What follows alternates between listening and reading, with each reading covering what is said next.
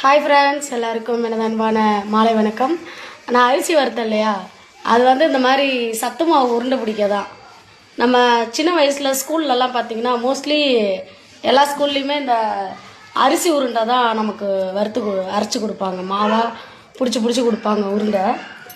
நம்ம சின்ன பிள்ளையா பால்வாடிக்கு போகும்போதெல்லாம் இந்த உருண்டை வந்து அரிசி மாவு உருண்டை நிறைய கிடைக்கும்.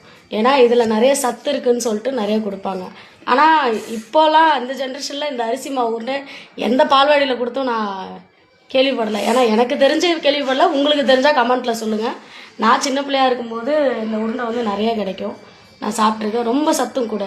அது எப்படி அரிசியை வறுத்து அரைச்சி நாட்டு வெல்லம் அந்த ஏலக்காய் இதெல்லாம் போட்டு நல்லா இது பண்ணி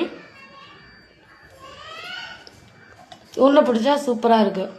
இப்போ உள்ள பிள்ளைங்களுக்கெல்லாம் அந்த மாதிரி கொடுங்க. இதான் சத்து.